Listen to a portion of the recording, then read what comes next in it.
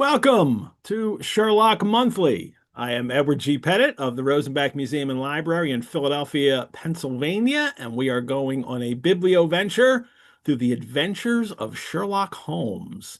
Today's episode is The Adventure of the Second Stain, and joining us for this episode are two fabulous returning co-hosts. I love this, Mary Alcaro and Olivia Rutigliano.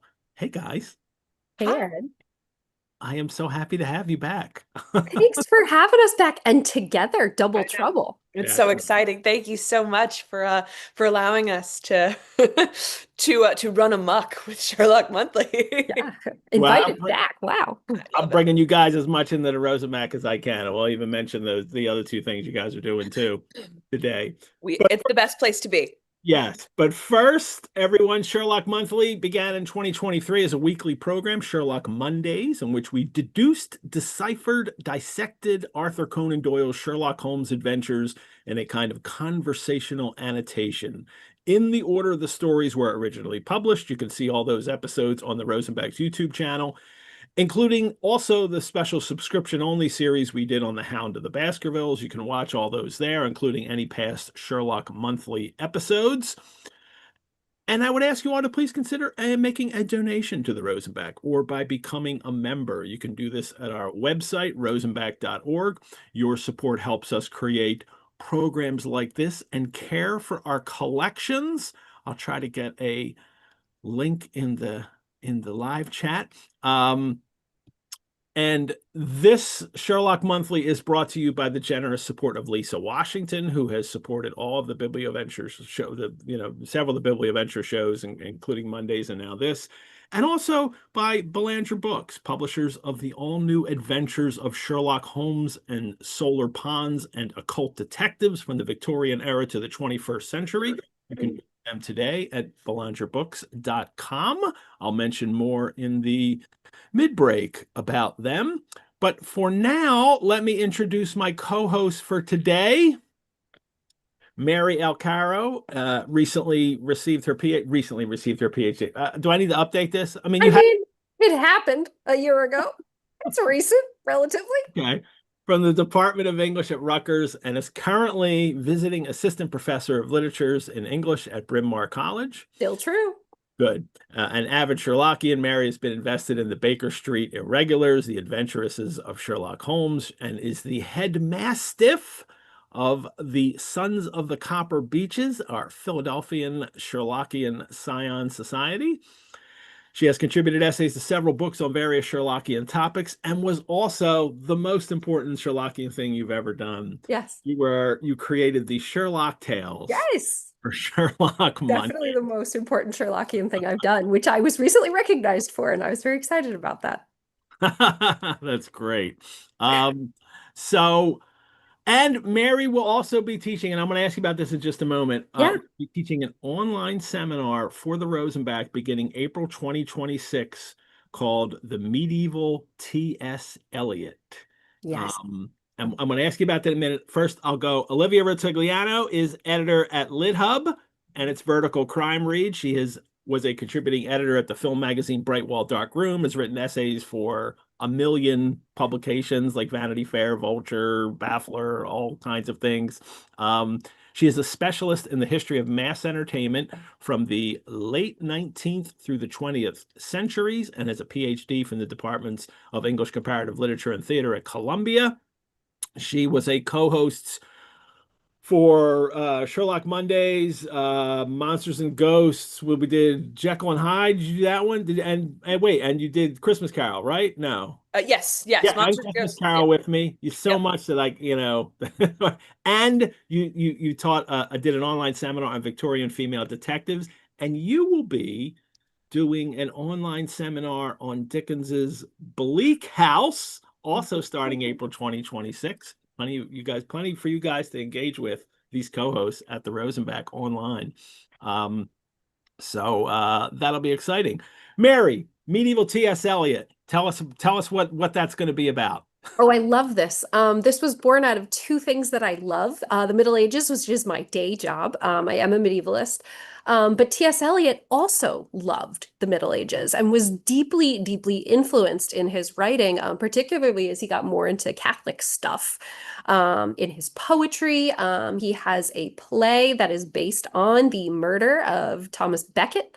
We'll be looking at that play. We will be looking at the way that medieval mysticism finds its way into his work. Obviously, he's influenced by people like Chaucer, but what people might not know is that he was also influenced by Julian of Norwich, a medieval female mystic. So we're going to talk about all that and more. Excellent. I can't wait for that class. I'm almost certainly going to take it like everybody else. It's going to be a great time. That's so good. T.S. Eliot really had his fingers in all the coolest literary pies. I mean, Really he's did. the reason we even care about Wilkie Collins. Like he was, oh God, what a guy. He loved mysteries, he loved literature. He really is he's the glue that holds all of the Western canon together. Just Speaking of great writers, then, Olivia, you're going to be teaching my buddy back here, Charles Dickens. You're going to be doing Bleak House for us. yes, I am. And it will not be bleak. It will be lively and joyful. Which is the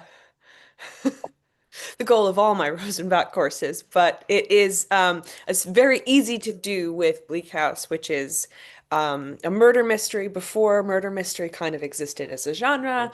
It is a domestic drama.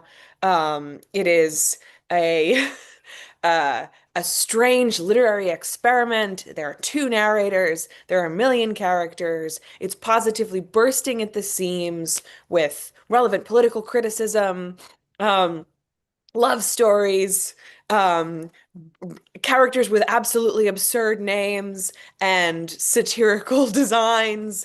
It is so funny and so unusual. And to give you an example of just how packed, and I truly mean bursting, this novel is, at one point, a character explodes. A character spontaneously combusts, which was a narrative choice that pissed off a lot of people. Yeah. And G.H. Lewis wrote a polemic in the contemporary papers being like, I don't think this is possible. And Dickens then like starts his next chapter with like, it's definitely possible to spontaneously combust. It's going to be so much fun. I That's can't exciting. wait. I hope you sign up. How could we not after that? I want to know about exploding Dickens characters. I want to know about medieval T.S. Eliot, There you so go. I'm sure All there's right. some sort of arrangement we can reach. Truly. I I got know a guy. We can ask him. I got such a great job. This is so wonderful to put this stuff together. Um, all righty. Well, but for today, we're gonna go a little ahead, a little behind Elliot, and a little ahead of a little beyond. Well, anyway, like in the middle there, and then we'll get Arthur Conan Doyle, and Sherlock Holmes. And this story, The Second Stain, was again his last Sherlock Holmes story. We've heard that before. Um, at the end of 1904, this was published December '04 in the Strand, January '05 in the US and Collier's. And then another Sherlock Holmes story wouldn't appear for 3.5 years. At least they didn't have to wait like the 10 or whatever after, Final Problem. But 3.5 years, 1908 was the next one. You won't have to wait that long, everyone, because we'll do it next month Wisteria Lodge. We'll jump ahead 3.5 years. And this all came about because in 1903, Doyle had agreed to write 8 more stories. Well, all right, I'll write more Sherlock because they gave him an obscene amount of money to write more Sherlock Holmes stories. Collier's did, and it was going to be 8 stories. And then he did also a deal with the Strand, which is even more money. And then he's like, okay, I'll make it 4 more to be an even dozen. But that ends with Abbey Grange. And then he decided what McClure's wanted him to do a story. And he said, okay, I'll do a one-off, thinking like, you'll pay me a lot of money for this. And then they actually said no, after he wrote it and gave it to them, because probably they knew that it wasn't like a one-off isn't as valuable as a series. So Doyle just then said, okay, Collier's in the Strand, you'll have another story and we'll add one more. And we'll look at those covers in a minute. And this is interesting, guys. The manuscript of this exists, and I don't have any images of the show today. There is a BSI book, the manuscript series on it on the second stain, which I don't have. I have to find an old copy. That one's been long sold Fix out. that in January. Yeah, and but the manuscript is at Haverford College, just outside of Philadelphia. I think it was donated by Morley. I think Christopher Morley, the That great sounds right.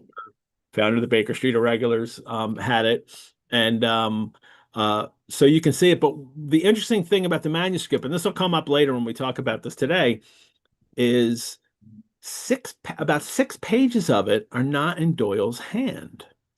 And for many years, people didn't know who it was. And so, the Sherlockians got to play their games. Oh, it was Watson, this is, and all this stuff.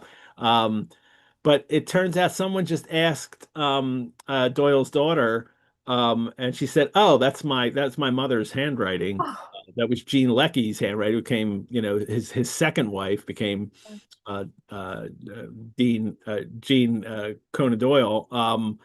And but the curious part is this story is written in 1904, and Doyle's first wife is still alive then for another two more years, I think. womp womp. But he had a friendship with a very close friendship with Jean Leckie. Everyone knew this, and we think even his wife knew it, and perhaps even knew that, like, yes, because she was ill and she knew that when she would die he would have somebody to be with. I mean, this is all the chivalrous nice way to talk about it, but basically he did have a long time relationship, whatever that was, with Jean Leckie for years before his wife finally died of tuberculosis. I can't remember. I think it was tuberculosis. Yeah. I know this. I think it's And he took care of her and did everything he could to make her life comfortable and to take care of her. He was certainly not ignoring her, but she couldn't run around as much with him as he was such a, man about everything.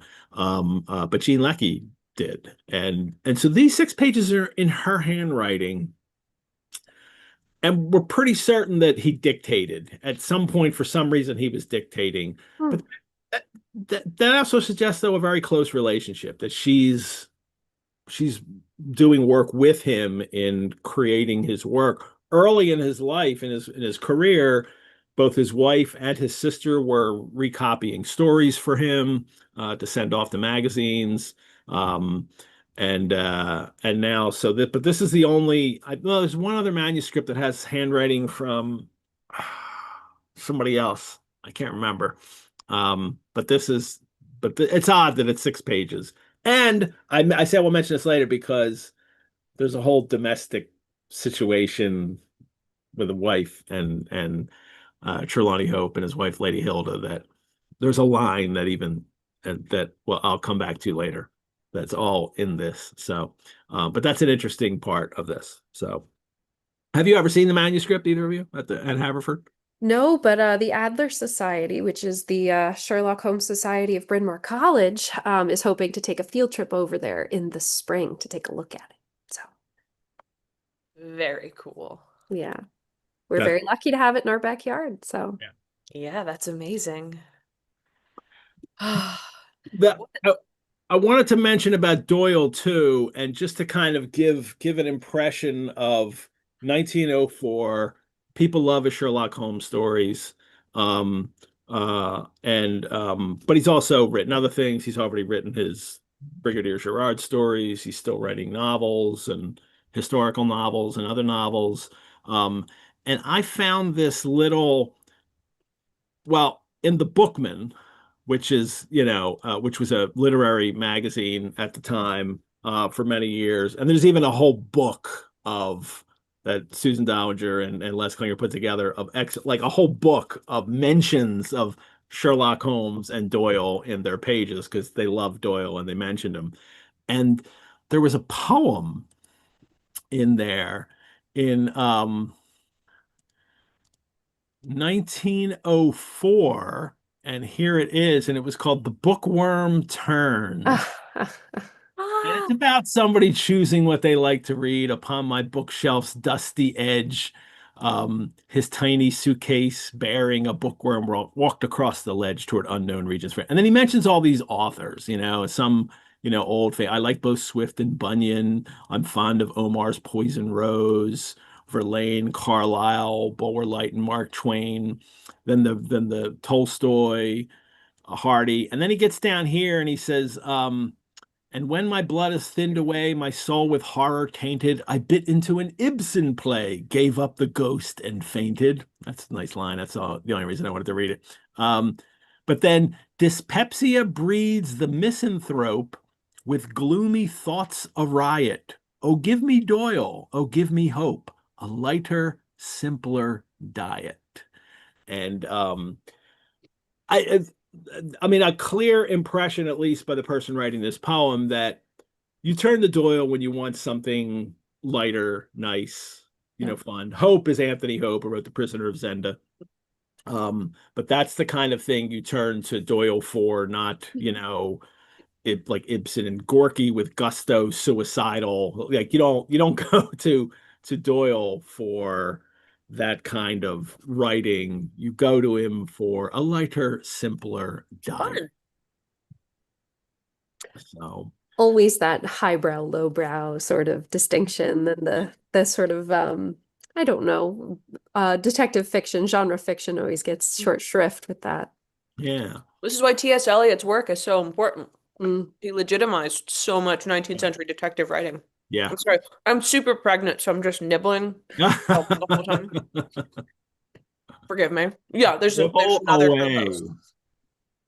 Um, yeah, so there's all kinds of mentions of him in the Bookman, and it's a great book called Sherlock Holmes, Conan Doyle, and the Bookman that Mm.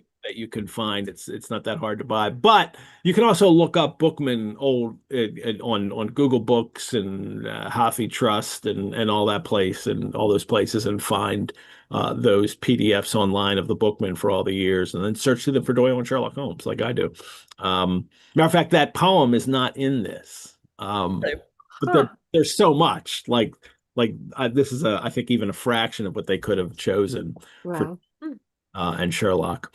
Um, this second stain is also the last story illustrated by Sidney Paget. Well, the last Sherlock Holmes story. I'm not sure. Mhm. Paget went on for a little longer to illustrate stories over the next few years, but he died at the age of 47 in January 1908 before the next batch of Sherlock stories was written. So this, you know, I mean, the first iconic images of Sherlock come from Paget, and what we share every episode that we've talked about some of these illustrations, and today will be the last ones. So then we'll move on to other illustrators. But we've also had in the meantime to start a Frederick Dorr Steele doing Colliers, so we get to see those as well, and they seem to really pick up. Because I think Paget's, especially as we're gearing towards this last run, I think they were getting a little tired. Uh, Not as exciting. We'll look at a couple today, but it is sad that these are the last Paget ones that we get to see. All righty. Mhm.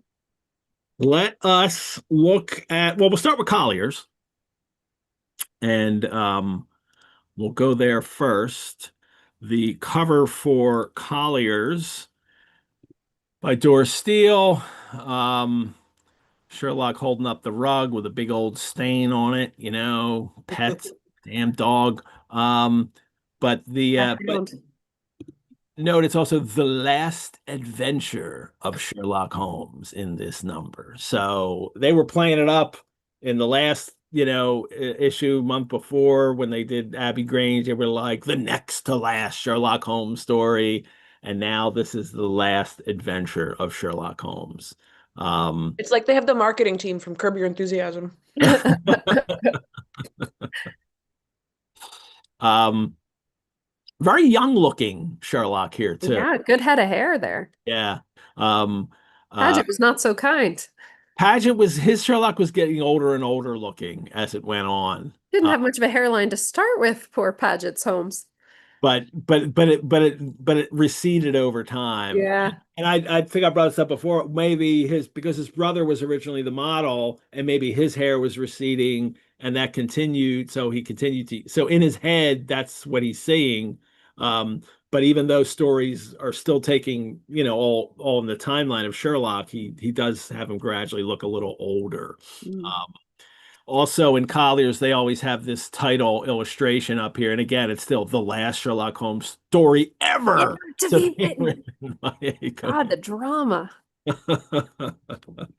So they really want to make sure that this is it. You have to read this. You Gotta have buy it. everybody else to get a copy and buy it. I like this dim, foggy, dark London scene behind there too, where this story takes place. Mm. And the initial illustration here Oh, on the envelope. Yeah. is the letter in question that has gone missing, the document. Nice detail. So these I pull these images off the Sherlock Holmes Encyclopedia online, which is an utterly fantastic, fabulous resource Great for resource. everybody. You can find issues of Collier's online too. But these came out a little dark, so it's not. Although this one, it's appropriately so because this is the illustration where Lady Hilda comments she's sitting with her back to the window, two obscure features to begin with. And of course, all of these issues have the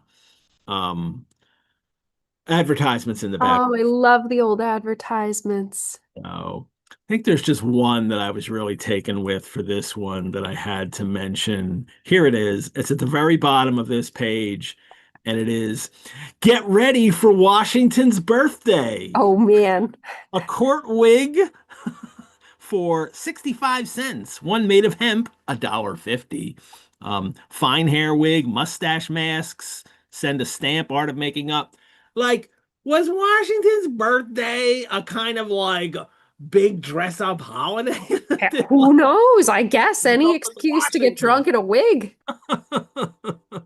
So, I'm sort of a big fan of this "don't shout" guy in the corner. oh yeah, it's the Morley. Yeah. Yeah, that's so good. This little Don't device you put in shout. your mouth that you can, use to amplify your voice. It's a telephone for the ear. I love it. No case of deafness that cannot be benefited. Wow. Oh, the Morley. Yeah, they're in every issue. All righty. Always fun to look at advertisements. So fun. Reminds you of the real people who were reading and what their concerns Right. were. Like parties for Washington. Hemp wig. Damn. Let's look at the Strand in the Strand magazine. This is because it's December, it's the Christmas number. And so the covers in color, they do this for their Christmas, and it's a grand Christmas double number. So even Beautiful. more. I counted pages. I don't think it was ever twice the amount of pages for their Christmas numbers. They would say it's a double issue, but it was kind of like more like 75% more. Hard to fit that on the cover, though. Right, yeah. But Advertisement for Fry's Pure Concentrated Cocoa. always there. Yep, and that's a Perfect for this day time on of their year. page. And I love it because it's built into the illustration, like it's an illustration side of the building, and that's always there. Very clever. But they're still doing, and then they do the Christmas scene of the street instead of their usual. So they really, dress it up. But still only one shilling. A bargain, truly. Especially for the double number. Yeah, 75% more. Same price. Could be. I wouldn't know how to make that math work for the show.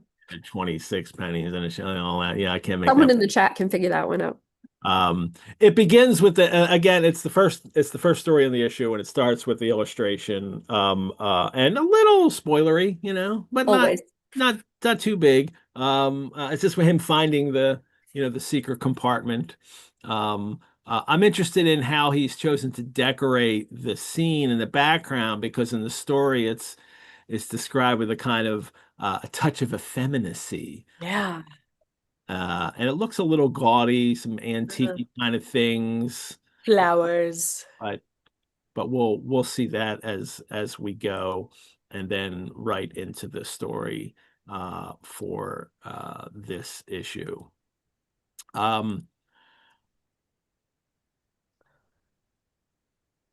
This story, I think, winds up, and we'll see as this goes along today, what you guys think too. Because for me, this story kind of it's one of expectations being overturned as it goes on.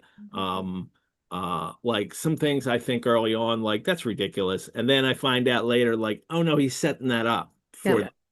So, but overall, this is a story that a lot of people love too. It takes a lot of the things that Doyle likes to put in a Holmes story and puts it all together. Yeah. We get the naval treaty, we get Bruce Partington plan, so we get the sort of espionage, high stakes, Yep. but we've also got the romance. Yeah. It's very it's like a bingo card, a Sherlock Yeah. Holmes bingo card. And Yeah. and it was one of Doyle's own favorites too. He ranked it 8th in his list of favorite Sherlock Oh, Holmes. did Wow, he? I that didn't remember high. that. Yeah. Yeah. Yeah, he Wow. loved it.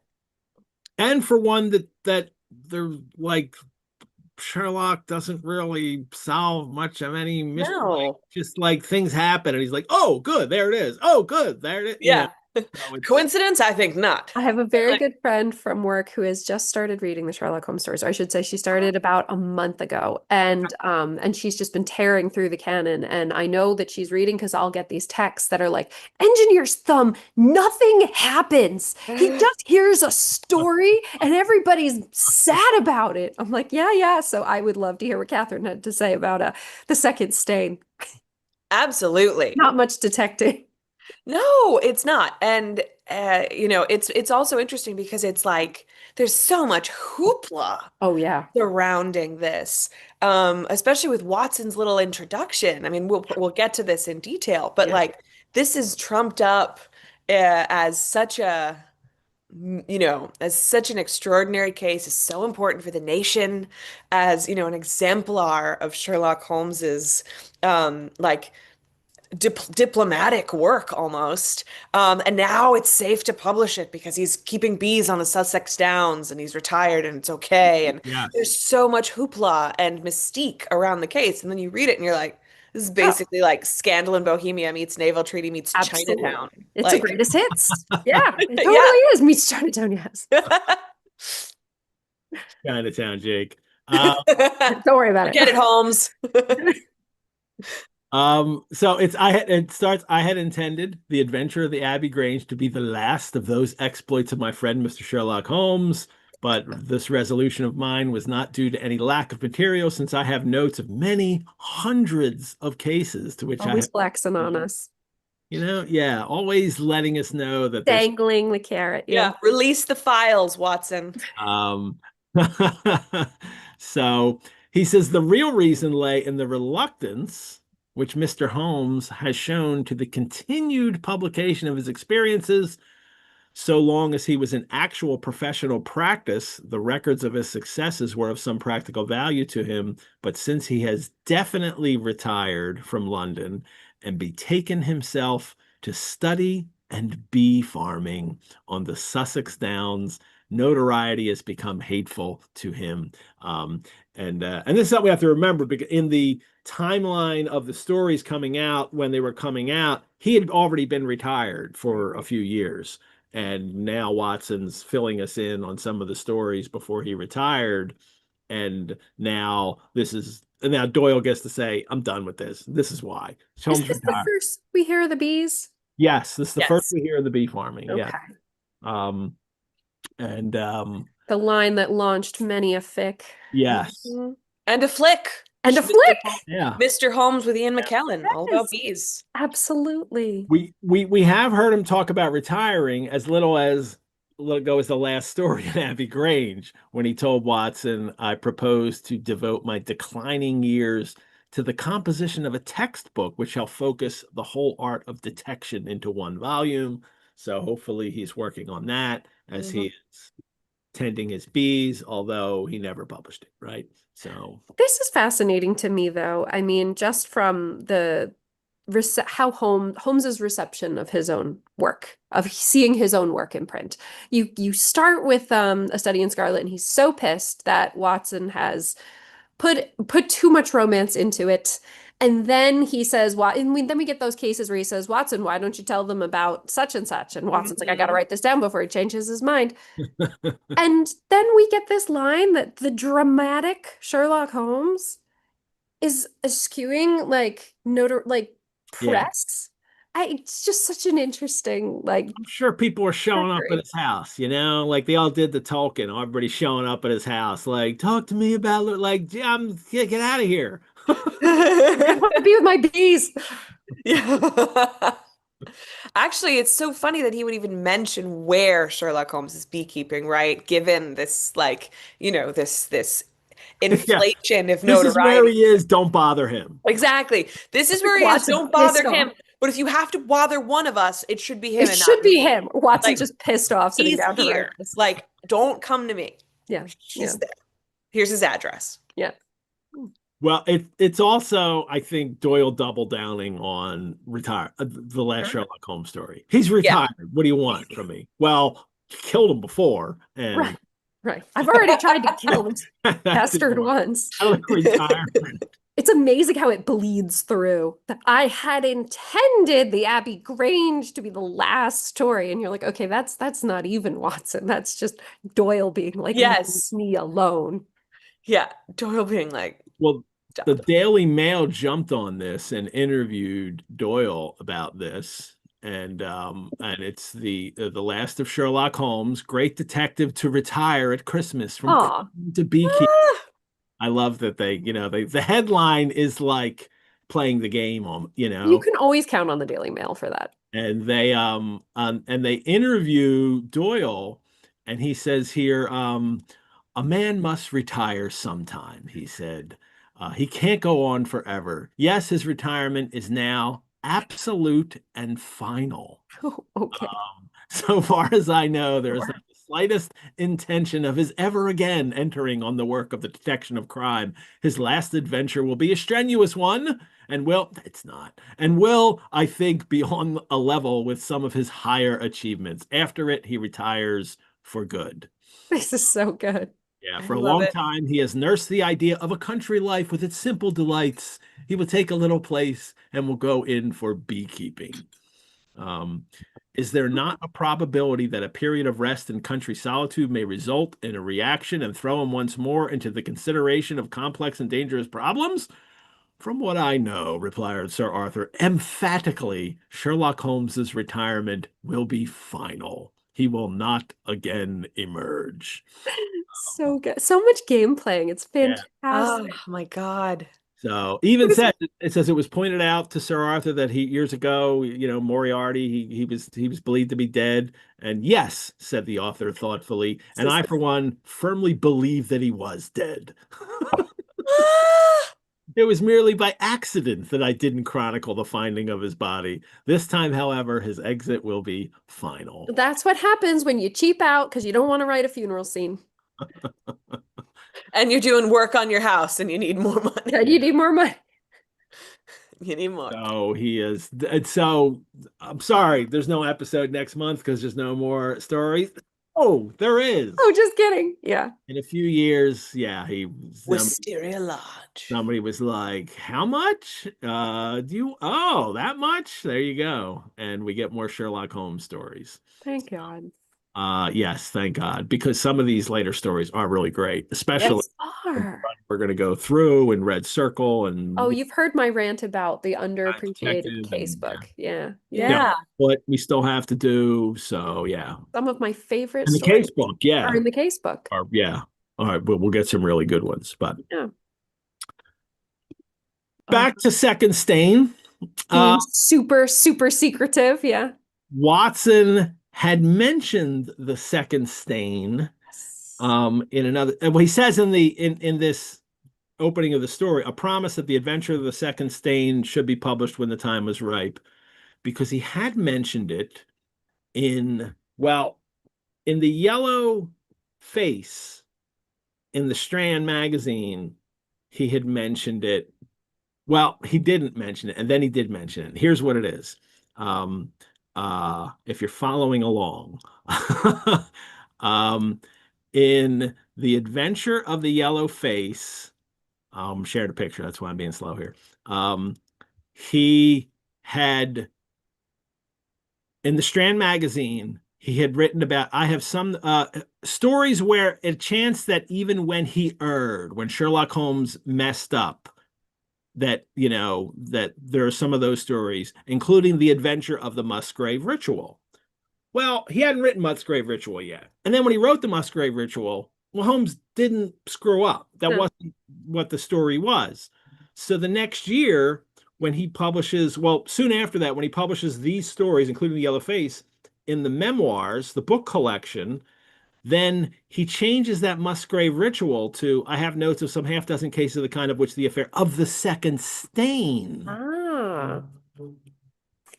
And he can use second stain because he had mentioned it in the meantime, before, after the Yellow Face, after Musgrave Ritual, before the memoirs comes out. He had mentioned it in the, he had mentions it in the Adventure of the Naval Treaty. He says, I find them recorded in my notes on the headings of The Adventure of the Second Stain, the Naval Treaty Tower Captain. And then he writes, these, however, are the first, Second Stain, deals with interests of such importance and implicates so many of the first families in the kingdom that for many years it will be impossible to make it public. Now, that doesn't sound exactly like this story, but he's not going to change it again. I imagine, right? We're lucky he changed it the first time. Yeah, he's like really playing around with this idea that I have to keep mentioning the second stain. And I think that I think in the end, he had this idea and he really wanted to go with it. Like, you know, the second stain, and then it's on a rug, but then it's not, it's moved. You're like, he can't shake this idea. And now he's finally going to have the opportunity to do it in an extra story that he was like, oh, yeah, I still have this idea to throw in a story. Um, and we'll see as we get to the end. It's not even the culmination of the case. It's just a detail in the middle of it that leads him. Just really likes the title. Yes. So yeah, it has an odd history, the second stain of the mentions of where it's mentioned, that it wasn't mentioned in Yellow Face, but then it is in the book form. And the American version, I think the American books never make the change. I think it's only the British version that changes that Musgrave Ritual reference to second stain. But a naval treaty, it's certainly mentioned. It makes sense that it's a naval treaty because you can see him sort of having this idea, and you can see you know, sort of glimmers of the naval treaty in this story. But I didn't know that about that being swapped out in the Yellow Face. I had never seen that before. You That's did. Mandela effect. You did. You've forgotten because it was in when we did the Yellow Face episode. I don't know if you were a co-host in that, but when I did the Yellow Face episode, I did mention it. So That is some Mandela effect stuff going on there. This is like when I had to do my Musgrave Ritual and we all blew it because my whole group trying to be invested in the Copper Beaches were going off the copy that didn't have the month in it. And we all just collectively drew a blank at once. Wild. Sherlockian Mandela effect. Doyle's not the only one that wants to bring up second stain. Again, in a Bookman thing, before he's written the story in June 1903, and maybe he read this and then was realized like, oh, maybe that's the one.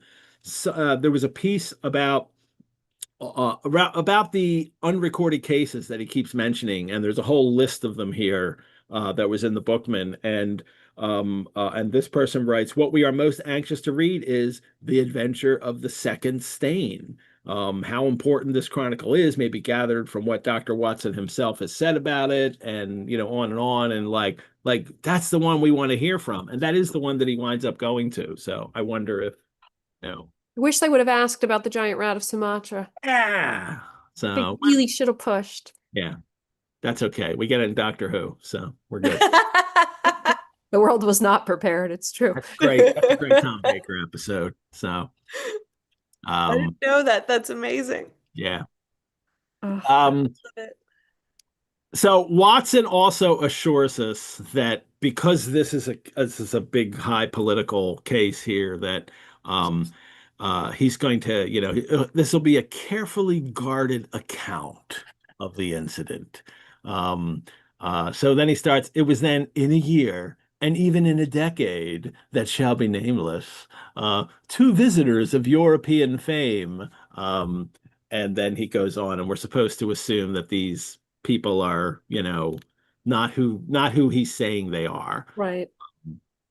And especially the one was premiered twice, and you would know the name if you would know Lord Bellinger's name. And but this doesn't stop Sherlockian chronologists from figuring out when this story is, but it's all over the place. Baring Gould is October 1286, and then it's 1894, 88, July 1889, July 1888, March 1884, July 1889, July 1889, July 1888, September 1894. Brad Kefauver, who's going to be on next month's show, it's got it at July 19, 1887. I mean, there's more and more. Like no one, I think like two of these agree out of like 12 different chronologists. But I think that means Watson did a great job, right? In masking the realities, masking the actual history of the case. Even a stopped clock. We'll take it. So, we don't know when the story is in actual history, but that's just because Watson shielded it from us.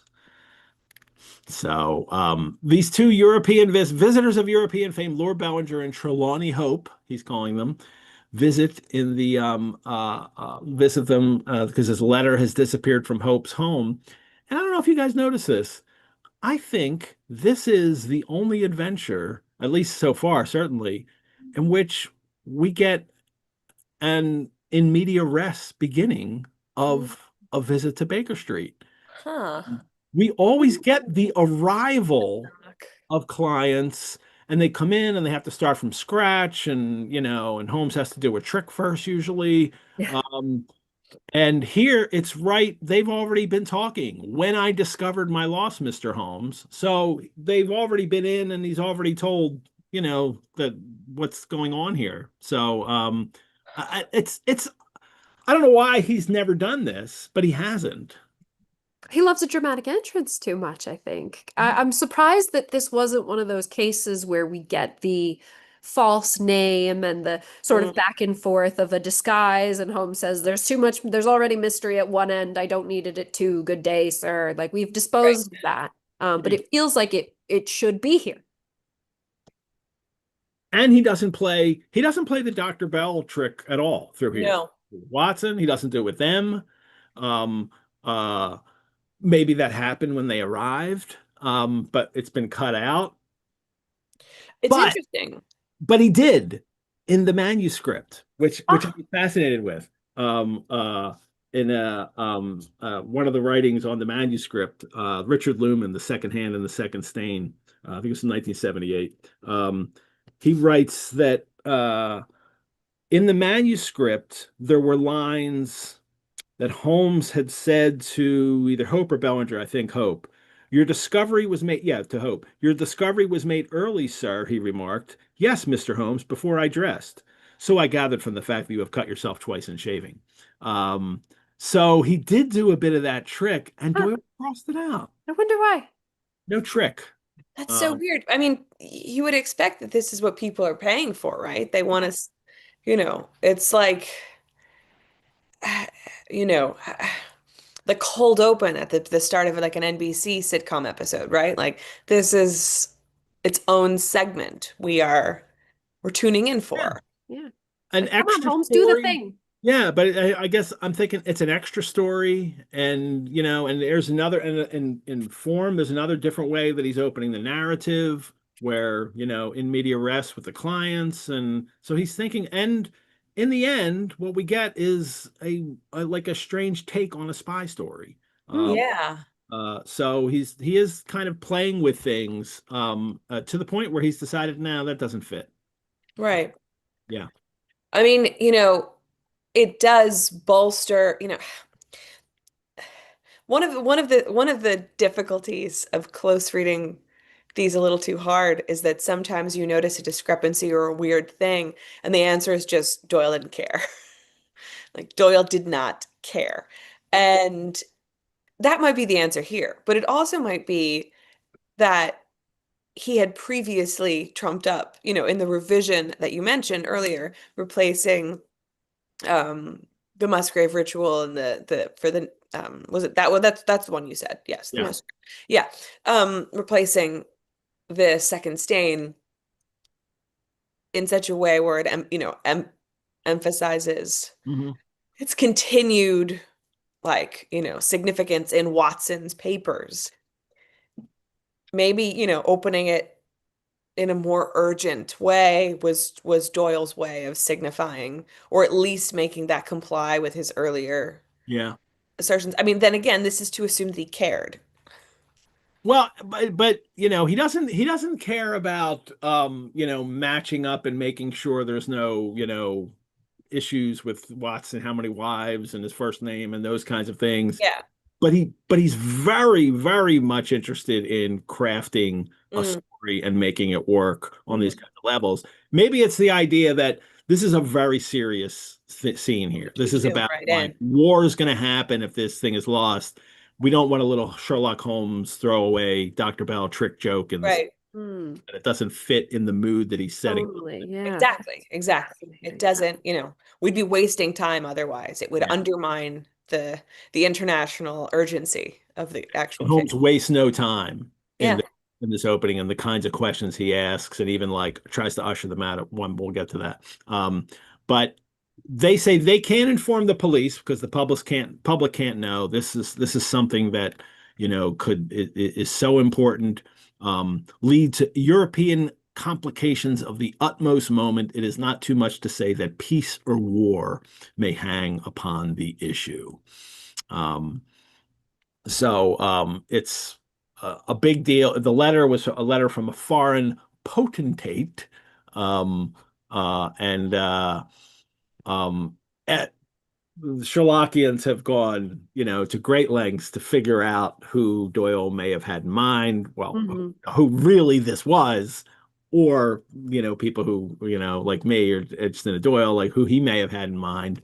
But this whole scenario that we're in is a very real thing for not only 1904 when Doyle was writing, but had been existing for, a few decades now, that Europe was brewing for decades in developing these conflicts. Some of them are happening. There's, the Russo-Japanese War at one point, the Boer War, um, uh, all these military buildups are happening. They're all jockeying for alliances.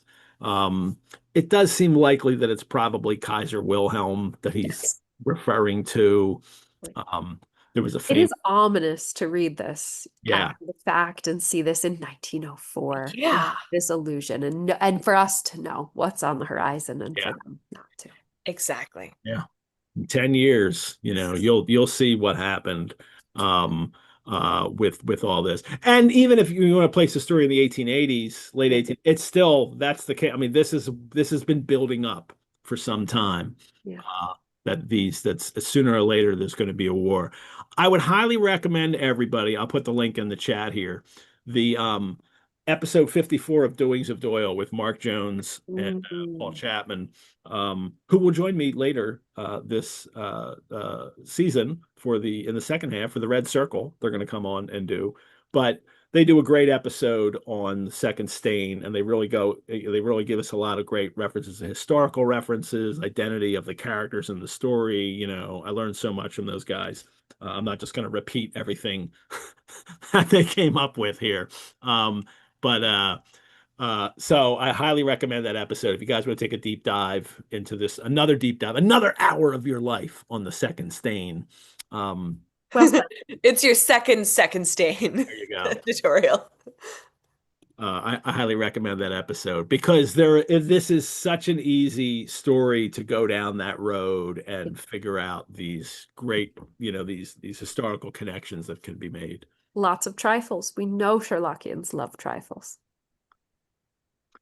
Well, Trelawney Hope lost this letter because he was being really safe. I've never left it in my safe at work, but I have taken it across each evening to my house in Whitehall Terrace and kept it in my bedroom in a locked dispatch box. Well, of course. How did it get stolen then? I mean, that kind of says all we need to know about who is guilty. Also, Yeah. like, Yeah. I'm not going to spoil anything, but it's just like, you didn't figure this out yourself, sir? We call this a clue. Yeah. We call this a smoking gun. Well, and Holmes really grills him over this about, and he's like, my servants are honest. It's not my servants. My wife doesn't know anything. Like he's really defensive about it too. Yeah. You sure about that, buddy? Because it's his fault. But this is the second time this has happened in the story. Remember in the barrel coronet, Alexander Holder carries the coronet back and forth to work because he doesn't want to lock it in a bank safe because, banks sometimes get robbed. Dude, your house is not safer. Also, you're transporting it on your person on the streets of London. Are we kidding? So you could get, yeah, no, I know. It could go very 5 orange pips for you, dude. Yeah.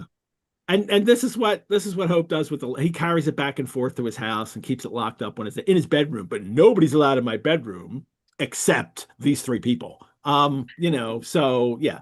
But no one else has a key to a like a dispatch box. Like, give me a screwdriver, I'll break that open. But this is one of those things that I'm like, you idiot. There's a change, though, at the end of this story that I will bring up that I think, I'm going to bring this up again. Holmes grills him, his usual questions. He just wants to get to the bottom of everything. No one knows about it. Not even his wife knew about it. This is a story about a man underestimating his wife. That is true. And she couldn't have known. She couldn't have guessed. Yeah, right. Of course. She's my wife. She didn't have a brain. They and that's all. Yeah. Well, and I really want to talk about Lady Hill. I figured that was the thing you were putting But then when Holmes like, okay, what is the letter? I gotta know because like you want me to find it. I'm gonna need some details. I love that Lord Belger's like, it's in a blue envelope and has a red wax. They tell him the state secret. That's all right. Forget it. See you guys. Sherlock Holmes rose with a smile. You are 2 of the busiest men in the country, and in my own small way, I have also a good many calls upon me. I regret exceedingly that I cannot help you in this matter. Like, I love his initial, that interesting and indeed essential as these details are. Like, I fear that I can, my inquiries must go more to the root of things, right? Yeah. Like, this is great, but also cut the crap. Yeah. And they respond in kind, like, okay, well, we have to tell you what it is. They're like, this is a precious secret that we cannot tell anyone. Okay, Mr. Holmes, we'll tell you, and also Dr. Watson, who happens to be in the room. Exactly. Doesn't have security clearances.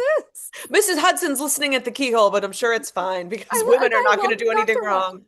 Yeah, I trust my servants. I trust Mrs. Watson, the landlady. She's trustworthy. Well, we believe that, but there's no reason they should. But when they tell him, then they don't tell him anything anyway. Well, but that's because Watson has to mask it all for the story, I'm thinking, right? So a certain foreign potentate, recent colonial developments, wrote a letter stating some feelings, and that'll lead to war. It's like, come on, I wanted more than that. Like, just Yeah. make something up to give me some details here. Yeah. But so Men and their feelings create war. News at 11. and then Holmes. This is a little bit of a Dr. Bell trick, but not really good. Because then they tell him this, and Holmes wrote a name upon the slip of paper and handed it to the premier, and he's like, that's it. That's who it is. That's, is this your card? How did you know? They just don't want to say it in front of Watson. He They just does want to say it out loud. He does He's is like, this your card all through this story. Oh yeah. God, I think this is such a fun episode to do the, like just before Christmas Sherlock Monthly on, because we're not drinking, but it feels like we are. Yeah. Yeah, it is. I just assumed it was the cold medicine.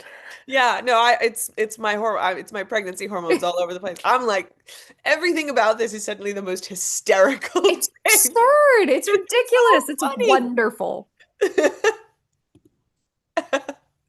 But they're not astonished. Usually, as people are from the thing, and it also kind of like Holmes has figured it out. Like, this is who it is. And they're like, yes, that's who it is. Like, we've given you enough, and we could also play the game. It's like, well, Watson didn't really give us that information that they had, given him in the story. So, they it's serious. They're gonna it could really lead to war if Watson questions. Is it Watson questions? No, it's Holmes actually. I'm thinking in the Jeremy Brett one, Watson actually asked this question. But here it's Holmes. It's like, what would happen, and then Oh, and this is chilling. This is so chilling to read in 1904, isn't it? If you consider the European situation, you'll have no difficulty in perceiving the motive. The whole of Europe is an armed camp. There is a double league which makes a fair balance of military power. Great Britain holds the scales. If Britain were driven into war with one confederacy, it would assure the supremacy of the other confederacy, whether they joined in the war or not. Do you follow? So this is, this could really lead to not just a little war. This could lead to a major war in Europe. And that's clearly, in real life, what wound up happening in Europe, not because of this letter, took somebody to be that we know of. Right. Well, there you go. May I just interject like a tiny thought? I always think about, the two wars at the start, at the first half of the 20th century, in the context of something that my AP European history teacher said in my 10th grade class, which was that World War I was felt inevitable to everyone, that the European situation at the time was just chafing in such a ridiculous way that if Archduke Ferdinand were not assassinated, there would have been another thing to foment the actual conflict. And that World War II is very different because World War II came out of relatively nowhere and was extraordinarily preventable in the way that it would have been difficult to wrangle all of the European powers into not exploding into war in World War I. And whenever I read something from the pre-World War I period, I'm always interested in evidence that suggests that this was something on everybody's mind, that the sort of mounting tensions between these European countries and their changing borders, reach the everyman in his daily concerns. And this story is such wonderful evidence to that point, that, so much that it appears in like the Christmas edition of the Strand, that just everyone is aware of what is simmering in Europe, and they're just sort of hoping that it gets prevented. But there's an inevitability that's really that's interesting. And as I just said, not to repeat myself too much, but just the fact that it percolates through to popular fiction and, what the everyman is reading right before Christmas is fascinating. 10 years out, yeah. 10 years before. 10 years out, exactly. That it's already there. It's just Everybody it's such knows. a thing that it's simmering. Everybody knows. That it can be the plot setting, the plot impetus for detective fiction, short story for Christmas. Like it is so easy to accept as a given. Yep. 10 years. Yeah. yeah, that's sort of hurtling towards an end. Doyle very aware of it, and someone very pays close attention to politics, British Yes. Empire, ran for office at some point, just before now, and when he's written this, in the Boer War, so Gonna say loves a war. yeah, he'd written about the Boer War. That's what he's knighted for, actually, too. Yeah. So he's very much on top of this kind of thing. And but there has been for years now, for a few decades, this kind of nascent spy fiction Mm, that's, the beginnings of what's become the spy fiction genre. mm. A lot of invasion novels and and different things, but we've already have we had yet? When's Riddle of the Sands is around this time. I think maybe a year or two after. I'm not sure when Riddle of the Sands is. Somebody can tell me in the chat. But this kind of it's also taken over. It's starting to take over in fiction. We're seeing a lot of these kinds of stories about spies and international politics and the danger Yeah, of the Secret Agent comes out secret around agent. this Yeah. time too, right? Yes. The Yes. Conrad. Yeah, Conrad. 1899, yeah. So Jeez. right at the turn of the century. Well, but Lord Bellinger, as Hope is really worried about all this, Bellinger assures it is your misfortune, my dear fellow. No one can blame you. There is no precaution which you have neglected, except locking it in a safe. Yeah, except you take it with you everywhere and you put it in your bedroom, which is way less safe than a bank vault. Like, I'm shocked Sherlock just didn't say, "Come on, did it fall out of your pocket? Did you get home and it was like, what? It's gone." Oh no. ah, So, but Sherlock says, well, what they do, and he's like, prepare for war. Um, like, Not we can encouraging. look for the letter, but Yeah. clearly you should be off preparing for war because Right. if what you say is true, this should already be in the wrong hands. Right. Right. yeah. He considered the facts taken yesterday evening, between 7:30 11:30. Whoever took it knew it was there. So no one's got any, if they've taken it, they don't have any reason to hold on to it. So it must have been passed on already. But Uh, if it were, we already would be hearing about it. So um, and Holmes is certain that somebody in the house has to have done it. Like, come on. Like it was taken from your house. So somebody in the house is in on it.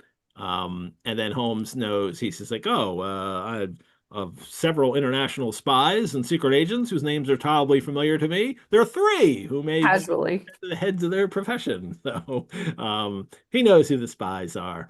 Um, and he figures, well, if one of them's missing, then that's, who it was. So there you go. Solved. All right, gentlemen, be out of here. But but he then thinks about it, and we get the pipe thinking time. Holmes lit his pipe in silence and sat for some time lost in the deepest thought. And then he gives an exclamation, sprang to his feet, and laid his pipe down upon the mantelpiece. Um, this is another letdown for me for Doyle in that I love thinking Gonna pipe. say a pipe, really? Throw thinking pipe time in every story. I love the Nice. detail about it, but it's like I'm a little puzzled because what does he come up with here? Because he's already said like there's three spies, and then he sits down and thinks for a long time. He's like, "Aha, I got it. I'll I'll go ask one of the those spies." spies. And I'm like, "What?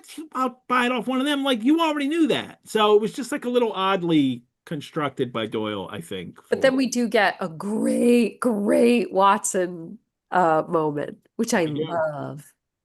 We do. Holmes says he's going to buy it, and he names the three of them. That's Oberstein, Yep. Larathiere, or Eduardo Lucas, more on him in a Yep. second, of Godolphin Street. Yes, you will not see him. Why not? He was murdered in his... Murdered in my house last night. Fantastic construct. Fantastic.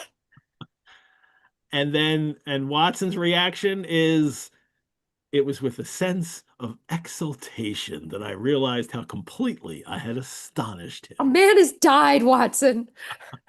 A man's been murdered, but he's It so is. And excited. It is he just is- extraordinary how whenever like the two times Yeah. in the entire canon, Yeah. Watson is super impressed Holmes. He's got to really, really, really emphasize it for the readers.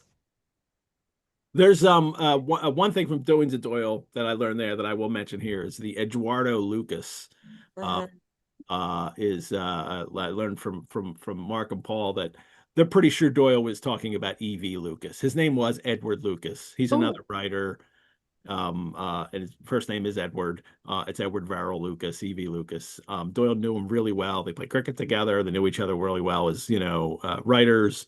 And in the manuscript, it is the first couple instances that says Edward Lucas, and then he changed it to Eduardo, did he and then just put his buddy in the yeah, he put his friend in there. it's like kill your friend for Yeah, like and it's like, and he's this, spy, and he's not like, and important. the whole like effeminacy decorating thing, Yeah. like a little jive, but yeah, that's what you do. So With your that's friends, your friend. as you know, Olivia, just stick Yeah. your friends into Well, it's Exactly. funny because Mark and Paul were like, "Oh, maybe it was a little digging, and maybe Lucas didn't," and I'm like, "No, like I've been killed in books before, so I have friends who write crime. I've been, go on. I was there's a crime novel where this serial killer in Kensington, Philadelphia is murdering people, and he murders this old prostitute named Edith Pettit. Oh Um, my God. so, You and I've been made murdered. it.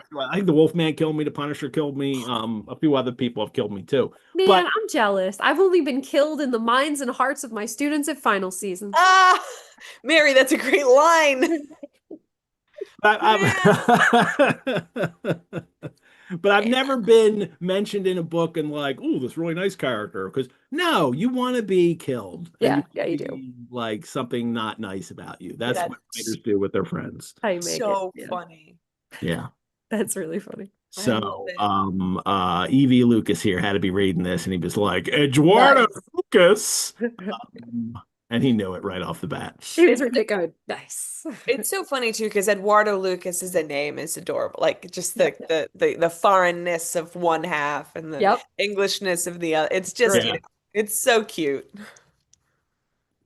Lucas was this kind of well-known society circles, good, nice tenor, and he was found stabbed to death.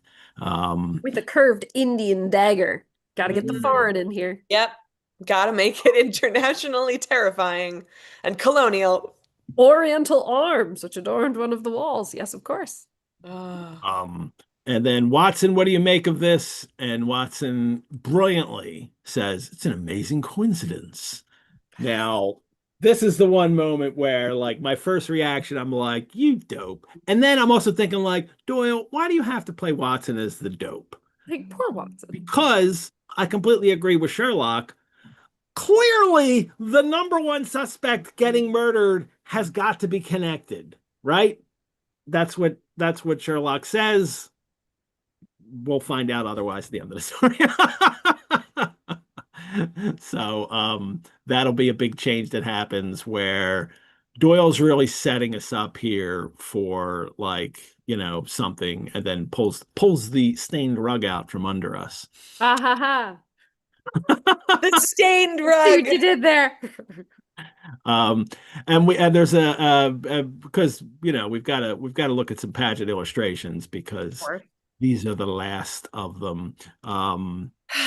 Where is this one? Here it is.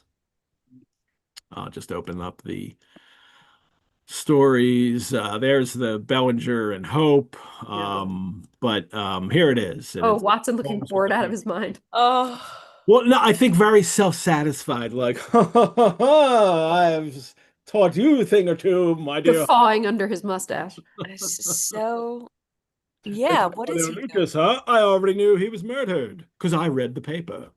Um, so there it is. God, really, Holmes really does look so old in these illustrations. It's so fascinating. Yeah, the hair. He's really unkind about the hair. Very thin here too. Very. You can really notice the thinness of him and the way he's done his legs here. Yeah. Yeah.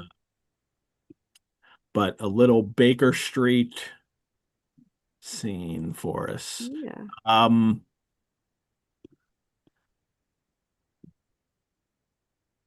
Lady Hilda now comes. Before we get to Lady Hilda, let me take a couple moments to to a little mid-break where I take this moment to thank all of you for watching this episode. As a nonprofit organization, the Rosenbach Museum and Library depends on the generosity of friends and supporters like you to keep programs like this free and accessible to hundreds of fellow Sherlockians worldwide. I hope you will consider supporting the Rosenbach and Sherlock Monthly by donation, which you could do at our website. You could also become a member. Membership gives you free museum admission, discounts on programs and courses, like the courses that Mary and Olivia will teach, and early access to registration. Well, they're already open for registration for everybody, but some people did register early for those. You can learn more about how to become a member on our website. We are also very grateful for our show sponsors, Lisa Washington, and new this season, Belanger Books. Belanger Books publishes all new adventures of Sherlock Holmes, Solar Ponds, and occult detectives from the Victorian era to the 21st century. Explore the mysteries on our website. Explore the mysteries of 221B Baker Street, the horrors of Lovecraft's nightmares, and the wondrous worlds of H.G. Wells. Belanger Books has it all. You can visit them today at belangerbooks.com.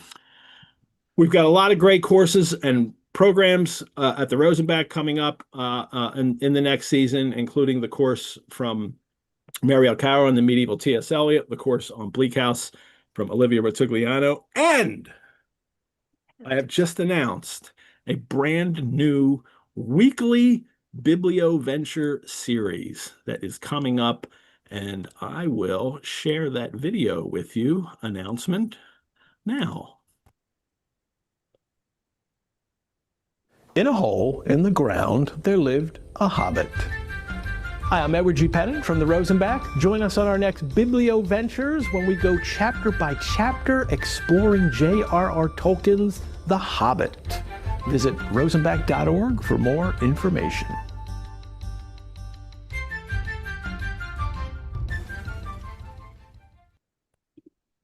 That's right. Beginning Monday, January 26th, we will go live every week for 14 episodes of conversational annotations of J.R.R. Tolkien's The Hobbit. We have a Hobbit in our collection now, a First American edition. We've already had First American editions of The Lord of the Rings that were Marion Moore's own copies. The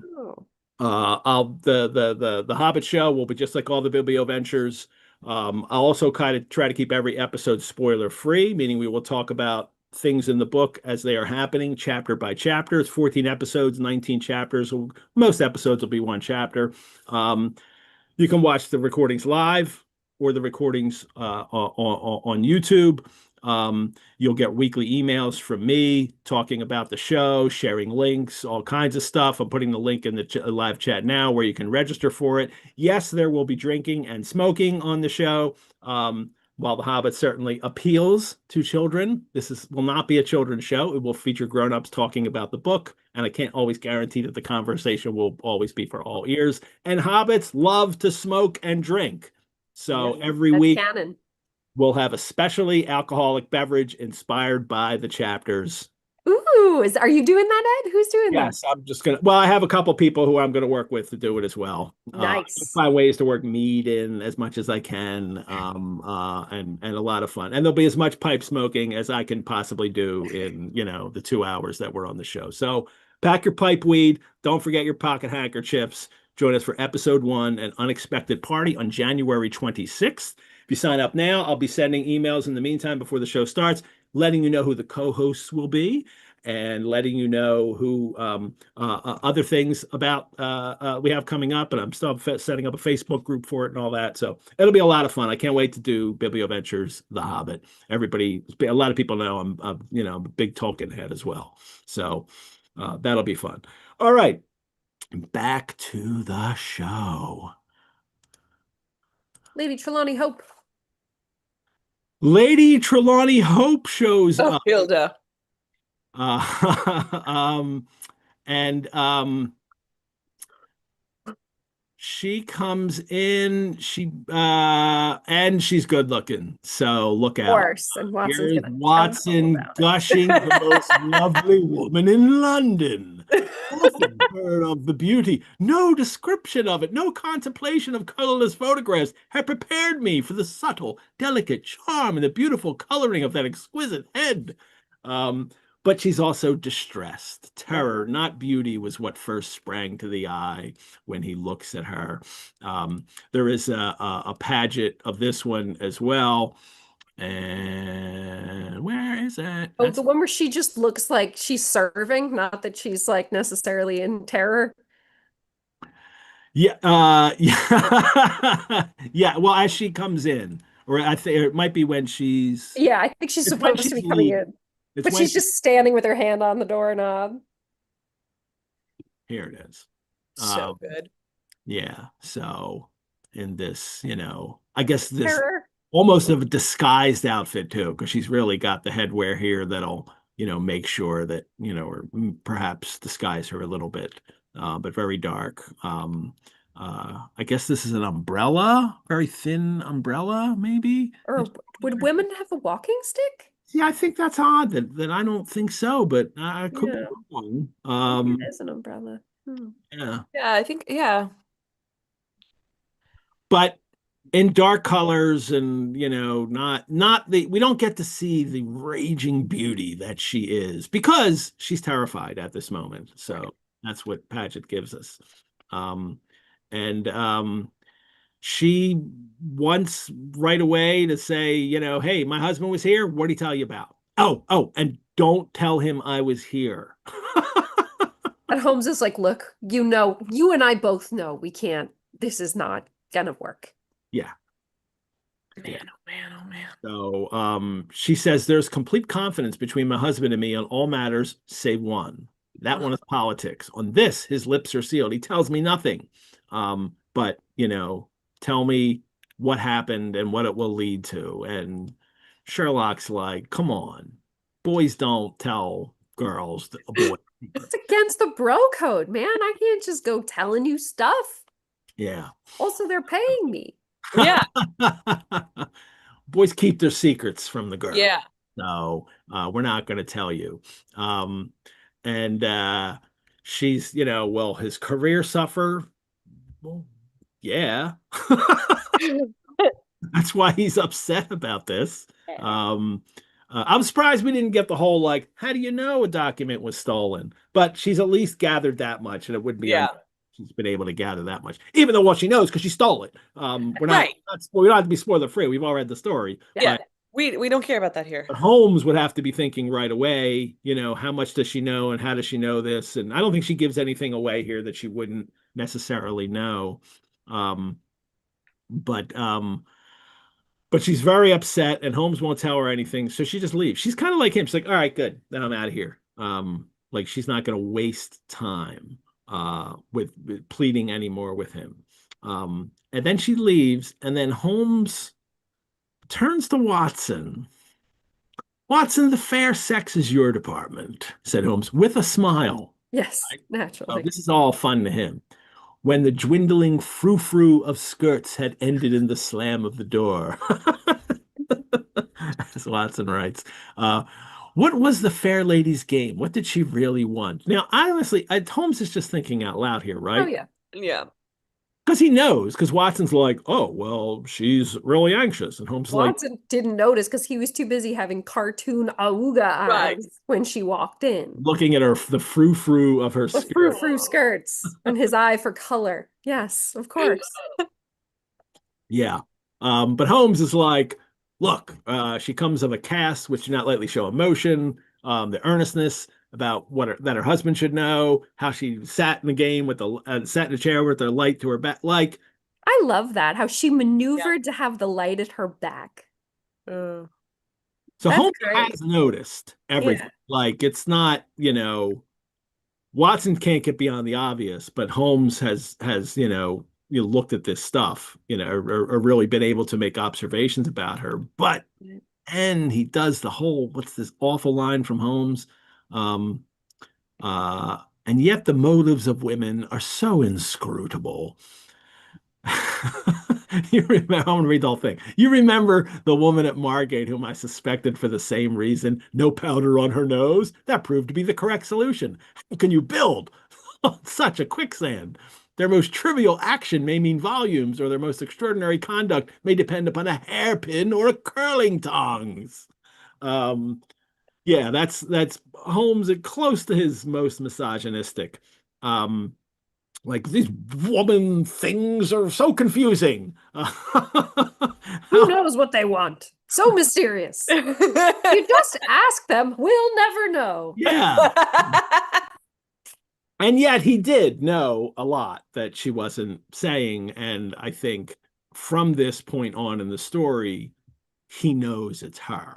I do always imagine Watson just endures these sort of like misogynistic screeds because he'll just print the whole thing. Like there's no arguing, there's no censoring. He's just like, all right, he's given up trying to be like, surely Holmes, blah, blah, blah, blah. He's just like, you know what? You hang yourself with your own rope, man. Like just say your terrible stuff and we're just gonna move right on. Good morning, Watson. Like, okay, all right, you go do your thing. You mysterious women, but yes, now she's in his head. Yes. And for me, this all sets up this whole way that we'll get into later, especially, but I want to set it up now, is the way Doyle portrays Lady Hilda in this story and what she does. And I'm really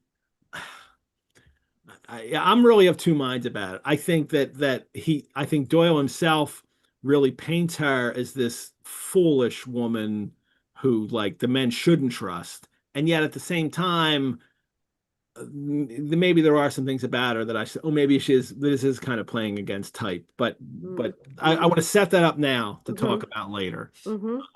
Because this is, what we're getting from Holmes is certainly like,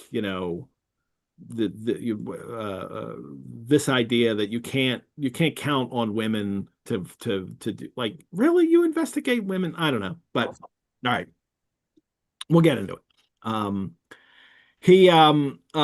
Holmes then goes off to see the Lucas murder scene, and then he spends days, the next few days, he's just stumped, Watson says. He ran out and ran in, smoked incessantly. Well, there's nothing wrong with that. That's what we do. He played snatches on his violin, sank into reveries, devoured sandwiches at irregular hours. That is a perfectly normal thing to do as a sandwich eater. As a pregnant woman, I would like to say. Olivia's looking at this going like, yeah, and? I can have a sandwich. Sorry, there's a dog next to me that's why I keep pausing for a second. There's a dog next to me who's being an attention seeker extraordinaire. So apologies. But no, eating sandwiches at irregular hours is actually healthy for Holmes, who forgets to eat. At least he's eating. Yeah. That's what sandwiches are for. I love a pocket sandwich. So just, have it wherever. So good This stuff. is a really funny way that he introduces this, though, where he says, all that day and the next, Holmes was in a mood which his friends would call taciturn and others morose. What friends? You, Watson? You, Watson. His friends would call. Yeah. You and Mrs. Hudson. Are the friends in the room with us right now? And yes, it's just you. I do love the devouring sandwiches at all hours. Like, that's so good. Irregular hours. Irregular hours. Of course. It's not a regular hour for a sandwich. Let me tell you, it's not just this time. Usually, a sandwich. Eat a sandwich. Is it food for any hour? I had a sandwich right before the show started. This is all propaganda by Big Sandwich. Yeah. Talk about this. Yeah, exactly. All righty. Well, before it turns into a Seinfeld episode, What's up with sandwiches? We get the mention of the valet, Lucas's valet, who has been accused, and he has an alibi. All right, I got a little word nerdery here. Because alibi, if you're in a regular edition, that's probably just the word, but in the Strand, it is in italics. Oh. You think right off the bat, and it's in the story twice, and both times it's in italics. And the Strand editorial policy is foreign words Foreign go in words. italics, no matter what they are. Right. So foreign words are in italics. And I think they think that it's a foreign word. It's actually not a foreign word. It's a Latin, based word that had been used in English for hundreds of years, but it had kind of wasn't being mentioned much. And you could do like in the OED, or you just do an ngram search and you could see the usage of it over time. And I think the editors thought it was one of those newish foreign borrowings. Yeah, it's probably some Italian word, and they were, but it's actually not. It's from the Latin and had been used since, at least the late Middle Ages, even in English. But it has steadily declined until around 1890, and then it steadily increases and it peaks in usage around like 1940, and then drops some and goes back up again. And I think it's the emergence of detective fiction, true crime reporting, and popular culture in general that suddenly this word alibi is used all the time. But in 1904, the editors of the Strand still thought it was like ooh, that's an unusual word, Would they do that for like specialized terminology as well? Like, are they like, oh, this is like a fancy, like professional, like if you're in the know, like you have to be in Yeah. the profession to know, or you think it really is? It's Not just that I a know word? of. I think it's it's usually a foreign word. Like every French word is always in, Yeah. employee is still a French word then, and they use that. And that's in italics when they use it. So Giving the New Yorker with their unnecessary umlauts for double vowels. Where I have what's just wrong with that? stumbled. What do you over mean it. unnecessary? Well, that crew Like, what is this word? Oh, it's cooperate. Oh, grow up. Well, and as a Tolkien reader, you need them all the time to know that Yes. this vowel is pronounced in these two vowels. It's not a diphthong, so yeah, you need that always in All Tolkien. right, I'm Reading outnumbered. Elvish. It's important for Elvish. It's important for Elvish. Oh, All right. alibi is had. Yes. He has an alibi, so he's been released, and basically the murder's not solved. Until a discovery was made, and they learned in the papers. Well, Holmes doesn't solve the Lucas murder, right? Or did he? Because what is reported in the papers is that Lucas had a French wife and an alias. Uh, he was Henri Fournet, and his wife was. People reported she was insane, and then when they went to her, they found out she was, and she had visited, and she had murdered him. But of course, she's insane. She was of Creole origin, There it is. an extremely excitable nature she had. So here we go, Bertha, all over again. Yeah. Exactly. Mad woman in the French attic right here.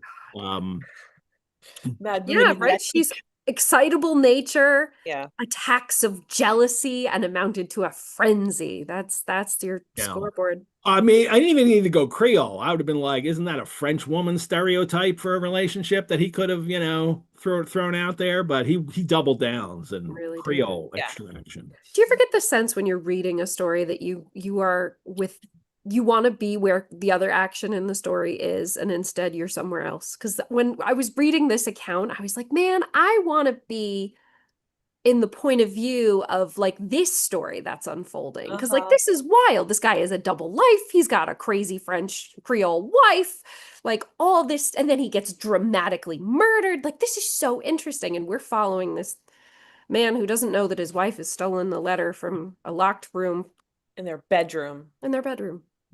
And Holmes is like, well, we don't learn anything from this. This is no big deal. But Yeah.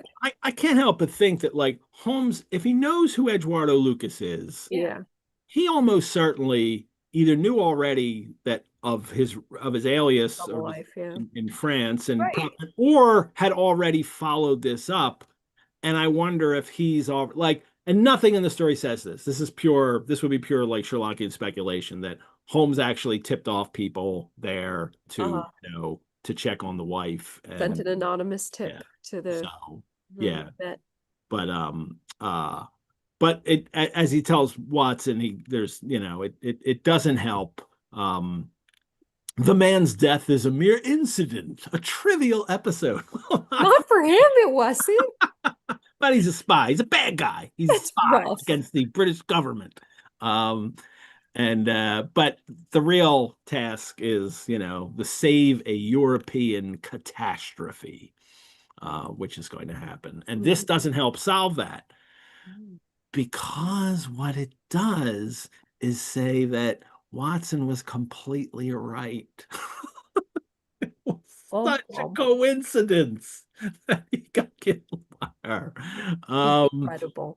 I love that about this, that like I'm set up to think, Watson, you idiot. And then it's like, oh, well, stop clock. Well, actually, you were right anyway. Like it was a coincidence.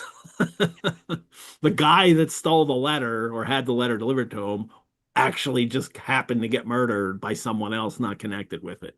So something that the police never would believe, or the government, like no one investigating it wouldn't believe this. They have to be connected. Right. Sometimes there's just coincidences, right? Sometimes your luck runs out when you're But looking not in a Holmes story. That's a new thing for Doyle. We should be very proud of him. I mean, there's a lot of new stuff in this story. Yeah, Branching out, trying his hand at red herrings. I gotta think, is there another coincidence like this in a story? I'm really gonna have to go through them to, Yeah, we'll have to go. So, but I don't think there is. And I know people who have criticized the story see that as a weakness of it. And I don't at all. I see it as an interesting take on it and how this could happen, especially in the midst of all these stories where you find all these webs connected and Holmes investigates them, and then suddenly that have this occur would be baffling, and it's completely believable that this could have occurred this way. Holmes is now called to the scene by, hooray, Inspector Lestrade. Hey. Stanley Hopkins was a dope, and we got him in like 4 stories, and I'm like, I can't believe Holmes constantly like, oh, and the up and rising, and every time Stanley Hopkins was in a story, he like missed the easiest stuff, and Holmes just had to school him. So that's why he likes it so much. Makes him look great. And he was young and on the rise, and Lestrade's obviously a little older and set in his ways. Lestrade's never going to learn from Holmes. At least Hopkins could learn from him. So I get that. Hope. But this description of the scene, my first visit to the scene of the crime, a high, dingy, narrow-chested house, prim, formal, and solid like the century which gave it birth. Such a great line. Ooh, that's nice. I love that. That is a fabulous line. Gorgeous. So. And then we get our friend with his bulldog features. Yes. Yeah. But narrow-chested, prim, formal, solid. So I guess, is that Victorian? That's got to be early. That's got to be earlier. That's got to be what, 18th century, like 1700s? Is that? Oh, yeah. High, dingy, narrow. Yeah. So that's what he's talking about. Formal and solid is like, I feel like. Yeah. Yeah, I'm trying to think of what architecturally that would. Yeah. But I don't know. It seems like that 18th century. What would the Victorians, it's probably even earlier. Yeah, I'm thinking. But I mean, like the Victorians had an eye for decor, right? So if they're looking at something going, that's ugly, like that's probably got to be something that's very practical and staid, and that feels very like post-Enlightenment. Like we live in houses because we have to live in them, not because they're meant to be decorated. But I love that line. I think it's lovely. It's an amazing line, and it just feels so. I mean, it sounds like he's describing a person. I mean, it's just so interesting. Yeah, I mean, it must be. Yeah, like honestly, maybe even like 1600s. Yeah, that's possible. Yeah, old. Well, then he describes the inside too, and this is another all pointing which is not much better looking, which was luxurious and the verge of effeminacy. I don't know, it just could be a like a French knock or something. Yeah. But it could be a knock, questioning this guy's sexuality, and it could be a knock on Evie Lucas. Could be. I've been reading the chat because I love doing that during the conversation in case there's anything to add. And um, Madeline has said, funny how Lestrade can look both like a ferret and a bulldog. Get Yeah, you a man who could do both. Exactly. very different looking animals, but yeah, Yeah. he's described as both. Do you know what's interesting? Speaking of both, Ed, is I hear what you're saying about the effeminacy, possibly being a poke at this guy's virility, but he's got the magnificent trophy of weapons over the fireplace. Yeah. But then the sumptuous writing desk and then the sort of luxury of the feminine makes me read this is a man who's allowed his wife to take over. Uh-huh. Like she's got too much say, she's got too Yeah. much power, like she has totally colonized the space. Sure. I think And I that's an think excellent reading. and I think that's a critique on him. This is a man who can't control his woman. Mhm. He is a man, but she has her eye and her flair for the feminine has taken over, and he Mhm. can no longer Mm. constrain it. I mean, it perfectly lines up with the themes in the rest of the story, right? Like the complete um uh, crossing of a realm where they belong into a realm where they don't belong, Yeah. they meaning women. Like, Yeah. this sort of um I mean, not only is our wife the villain, she's literally in like she has her fingers in pots where they don't belong in multiple ways, like Ways. sexually, Yeah. politically, like Yeah. it's just Yeah. internationally, it's just it's astounding how she sort of runs amok past the confines of like her domestic space. Mm-hmm. Lestrade has called him in because an odd thing, a queer or a freakish thing has happened about the rug. And that's why he's called him in. And then I love this exchange. We had occasion to raise it, the rug. We found, yes, you found. Holmes's face grew tense with anxiety and, a stain. There's I'm no sure you stain, would never no ask in stain under 100 it. years. So Holmes is thinking like, you found the letter? um, and uh, and then, no, it must have left a mark. And then Lestrade chuckled with delight at having puzzled the famous expert. Now I'll show you the explanation. There is a second stain, and it's on the other side. It's like it's just the I mean, and Lestrade even gets the title of the story. Uh, that there's a second stain. The rug must have been moved, and then Watson notices Holmes and he says, I could see from Holmes's rigid face that he was vibrating with inward excitement. Holmes is like, he's ready to pounce, man. Like this is the clue I've been waiting for. Again, luck. Like this just happened to him. Um, he didn't investigate the scene and discover the second stain himself. That's So, usually what happens in a yeah, home. that's crazy. He doesn't do any detecting. Lestrade gets to discover the curious, thing here and show it to him. But Lestrade doesn't understand the significance of it. But See, but you do not observe.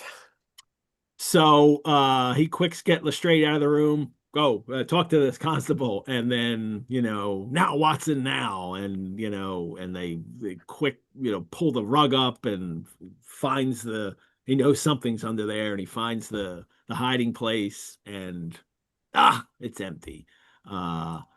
It's not there. So and then I love the line. Then Lestrade comes back in, and he found Holmes leaning languidly against the mantelpiece, resigned, like, "Oh, we're not doing anything." Casual, nothing to see here, friends. Yeah. Oh, just So now we question the constable and bring him in and find out what happened. A woman's wiles or what happened. Yeah, this woman came and then she just like fainted, like, what do I do? Well, I know what you do. Go get some brandy because brandy is what everybody That needs. fixes everything. I can't I believe love like you're not just chugging brandy with this cold. right. I love that the constable though just lets her in because she's like a higher class than he is, and she seems she seems respectable and well spoken, and so she can be trusted to come into an active crime scene. Yeah. Well, it's also like, I mean, people like touring prisons in the 19th century. You just show up at the prison and like, oh, can I look around? Well, I mean, if you're a certain, like anybody couldn't, but like if you seem like a certain respectable class, sure, they bring you in, they give you a little tour. I guess that's how Holmes has been rolling up to crime scenes like Yeah. since this all started, right? Yeah. The sort of gentleman amateur detective, like who just is like, hey, I see you got some blood stains over there. Mind if I they just let him. Holmes could charm his way through airport security at this That's point. true. Like he Or he yeah. would figure out what to say to get in there, you know. Lady Hilda just, just says, oh, please let me in. I want to see the crime scene. I'm so well dressed and clean. Yes. Beautiful. Well, he goes to get brandy to the Ivy plant. I like that name for a bar, the Ivy Yeah, it's plant. great. Hey. And and then comes back and she's gone. So Lestrade is so happy, like, haha, I forgot. Now I know why the rug was moved. She moved it, like, ooh. Like he's all proud of himself. And then he's gonna flex on this constable, right? So And gives me one of my favorite lines in the canon. which is It's lucky for you, my man, that nothing is missing, or you would find yourself in Queer Street. Fantastic. Yep. Yeah, but not lucky for him. So, well, and yeah, Holmes wished that something was, not missing, but it was. And then when he leaves, he does it again, and he turns to the constable and he shows him something in his hand. Good Lord, sir, he cried with amazement. And it's the picture of Lady Hilda. It's like he's leaving like, was this your card? What? Oh my, how did you? It was in your pocket. How did you? Like I didn't. So yeah, like that same card trick every time. Mary's laughing so hard she's coughing. Oh my God. I was like, I almost got through it. That was too I funny. love that, trick. And he's done it twice now. Hey, if it In the works. story. Let's keep well, and we'll have another one. Ta-da!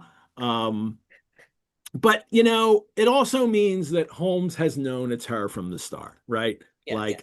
I just gotta find out how she got him the letter and where the letter is now. Yes.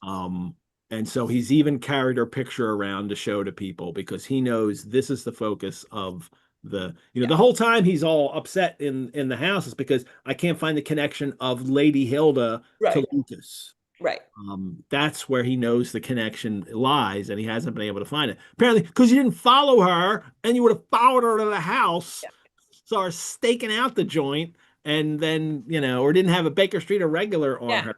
Then that's why you have Wiggins. Yeah. Yes. So, Watson's impressed. You have solved it. My mind filled with admiration for this extraordinary man. You have solved it. And he solved it a long time ago. Now he's just got to figure out where the letter is.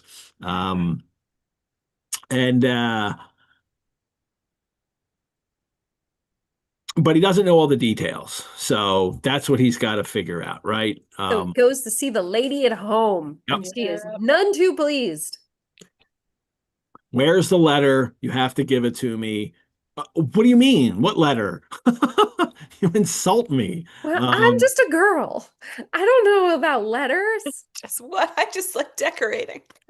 Says he'll expose her. She's like, no. And then he gives her the details. I know you visited Lucas and gave him the document. I know you went last night and stole the letter from the hiding place under the carpet. And, and then he's like, look, I even, was showing your picture around. So now she's caught and she knows she's caught, but she would, so like, oh, all right, well, I'll tell your husband then. So I love that she doesn't faint. She looks like she might, and Watson's like, oh shit, and she doesn't. She pulls it together. Mm-hmm. And she tries to she tries to bluff her way out too. Much down on her knees, pleading, Yeah, she crying. runs through all her options. Olivia's got a thought. No, I'll wait. I'll wait. And so she's, he's got her now and he's coming home. So he's like, okay, well, how did you get it? Do you have a key? Of course you have. Open it, get the box, put it in the box. Let's put it back in the box. And I won't say anything about how it got there. Yeah, if your husband's as big enough of a dumbass to have not known how it went missing in the first place, that's totally conceivable that it could have been there the whole time and he just didn't notice. Yeah. Yep. She gives him the story. Now she gives him a story. No, yeah, she gives him a story now. First of all, why didn't she just put it back in the box after she got it? So she could have done that. He's got the key. She could have pulled the whole same thing. Look, it's there all along. But it's better coming from Holmes, clearly. You've got to do something in this case. Yeah. So she tells him the story. She had written a letter, an indiscreet letter, like this letter in the box, which I love. And it is that has, and then Lucas had it, and so he blackmailed her, got her to give him the document. He asked for a particular document. She says, "There's no woman in all London who loves her husband as I do, and yet if he knew how I had acted, how I have been compelled to act, he would never forgive me." She says it's an indiscreet letter, a foolish letter, a letter of an impulsive, loving girl, but he wouldn't, like, I know him and he wouldn't understand that. Yeah. It's still not good for her. Holmes says, she says, what was I to do? He says, take your husband into your confidence. Well, she doesn't think she can. And I think we can agree that I can understand her thinking that. I get but it. That's his response. Here's an interesting note. In the manuscript, this part of the story is in Jean Lecky's. Oh.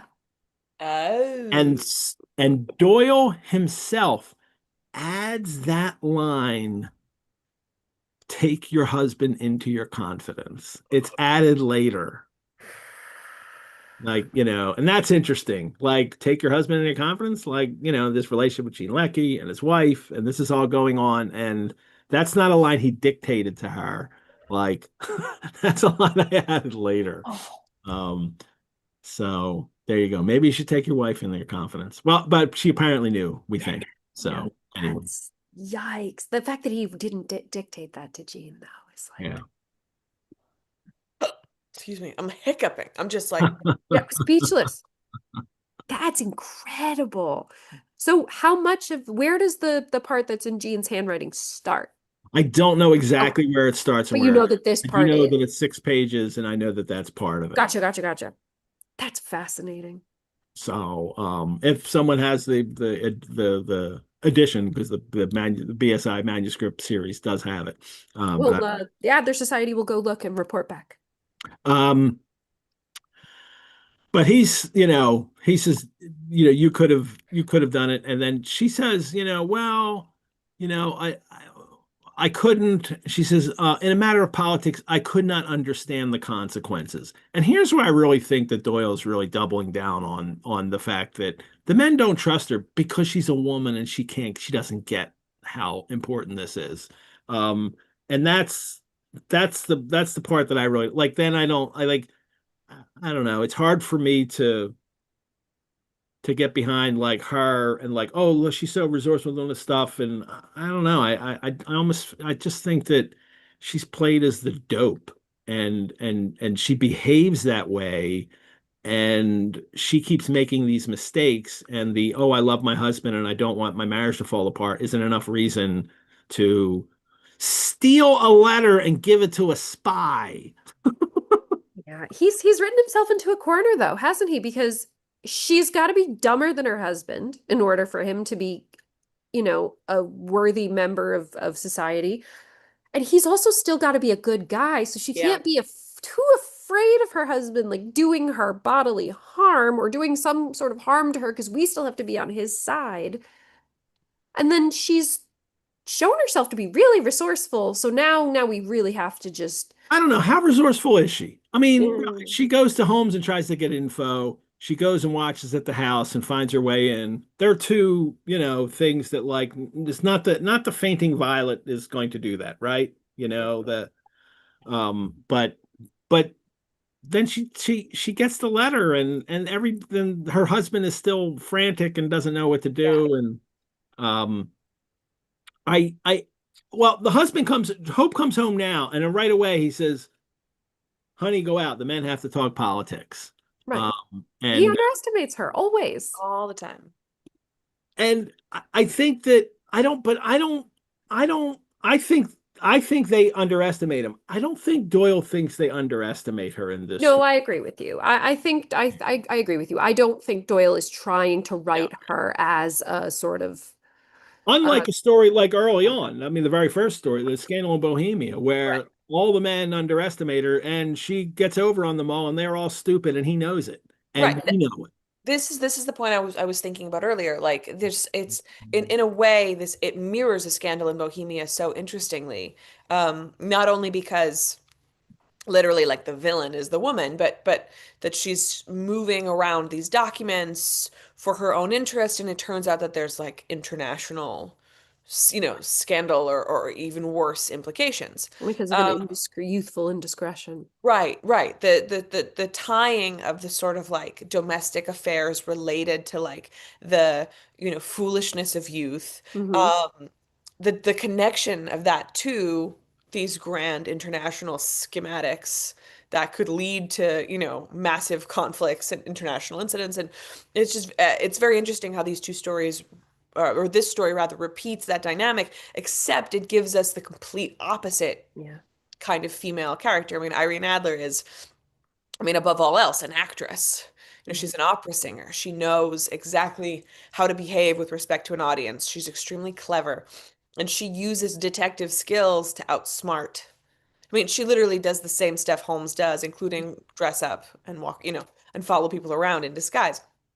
But she just uses it on the opposite. This is sort of the exact opposite character, but it doesn't seem to be a critique. It just sort of seems to be a playing out of the scenario if Irene Adler weren't Irene Adler. Yeah. She has to be singular. She Right. has to be not like other girls. Yeah. Yeah. Can't have this happened twice. I mean, she's, this, loving, tries to be loyal, but fails. For me, it's not a very positive portrait of her. And No. I think you got to really play with it to make it seem like, she's, I don't know, kind of admirable in any kind of way but the Yeah, few there's an things she against. does don't work for me. I think there's an against the grain reading to be made, but you do have to do a lot of work to get there. Yeah. And then it really raises questions for me too, knowing that Gene Leckie was writing some of the manuscript, like, he was dictating to her, and this in the midst of all this. So there's some interesting thoughts to have there too. A lot thickens. Yeah. Um, they she also tells him the whole story of before Hope arrives, about how she went to give him the letter, and that's when the woman, his French wife, showed up and murdered him, and she ran out of the house. And so we finally get all of that confirmed, and that's the full confirmation too of actually it was a coincidence. Yeah. When you were giving the letter, that's just when the wife showed up. Of course, she was there, and maybe that's what drove the wife to like really stab him, because she saw another woman there, like to connect it in some way. But it didn't. The wife killing him didn't have to do with the letter. And then Hope comes home now, and then they shoo her out, and then Holmes is like, "Look in the box again." You really check. I don't think it ever left the house. Oh, I'm certain it didn't. I think you better check. That's stupid. Why would I check? Yeah. I think you've got to look in the box again. Yeah. Just Look in shake the the box. Yeah. Yeah. Little Seven reference there. But he does, and good God, what is this? Amazing. There. Again, is that your card? How'd it get in the box? What? You? He even calls him, he says, you're a wizard, you're a sorcerer. So like just time after time, Amazing. Holmes is pulling the whole, oh, this is your card trick. And for someone who constantly criticizes Watson for making these stories so dramatic, and he wants Deep tricks, yeah. calculated mathematics of deduction. That's what we should be writing. Holmes loves this. He Oh loves yeah, this is the document under the platter. Naval This is the Treaty. pearl. This Whoa! is So yeah. And that is one of the great card tricks. Like, it's because a magician gets somebody to go through all kinds of things. And is that, oh no, like you can find it like, oh, well, open that, cut open that pumpkin there and you do it. It's like, oh my God, how is it in there? So it's, yeah. And over again in this story. Cut open that pumpkin. Yeah. I love it. I think I've seen that actually. That's great. Very festive. But and then this is let's look at the last Paget illustration for a Sherlock Holmes story. It's kind of anticlimactic. Is, there's the looking under the rug while him showing the stain doesn't correspond. There she is looking like, what? I can't believe you're asking me. You knew that you knew about, everything, me visiting him. And there it is. This is the last one. It's, Hope is just now he hands it off to Lord Bellinger to look at, and Holmes is just in the background here. What is he doing with his hand here? Is he holding something? Is he holding a pipe? No, because it's not in his mouth. Yeah, I think he's just holding a pipe near his mouth. No, he wouldn't be having a pipe here because this is just they're waiting for him to arrive. Thinking, but that is weird. I can't quite make it out in this. Yeah. I'm looking in my version and I can't figure it out either. Yeah. Let me look and see if it's any clearer. Because it looks like there's something like over his hand, but it's actually his collar. That's his collar back there. Oh, okay. Yeah, you can really tell it. That's odd. In the picture. That's just the way this, has come up, this reproduction here. But when you look in the complete Paget portfolio, he just has his hand up there. But just looking on, like watching the effect here of his trick. He keeps her secret though. Yeah. He doesn't say you must tell your husband. Doesn't you give must her take him into your confidence.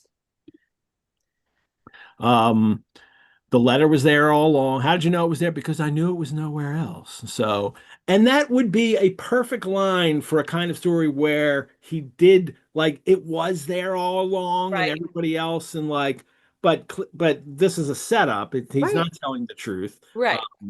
About how it was always there. And I find that interesting. Yeah, very interesting. Because he really she's not the client.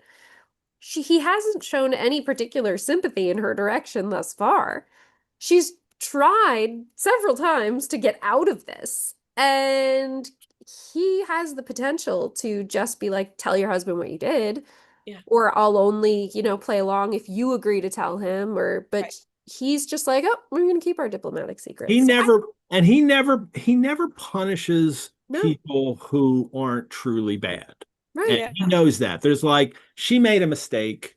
Yeah. She shouldn't have traded the letter. She did it in some mistaken sense of helping her marriage, saving her marriage. So that makes it okay for him to keep the secret. She's not dangerous. There is somebody he ignores that is dangerous. I'm going to get to in just a minute. But first, it's just that Lord Bellinger knows that this is like a trick. He knows, like, come, sir, there is more to this than meets the eye. How to get back in the box. And Holmes turned away smiling from the keen scrutiny of those wonderful eyes. We also have our diplomatic secrets.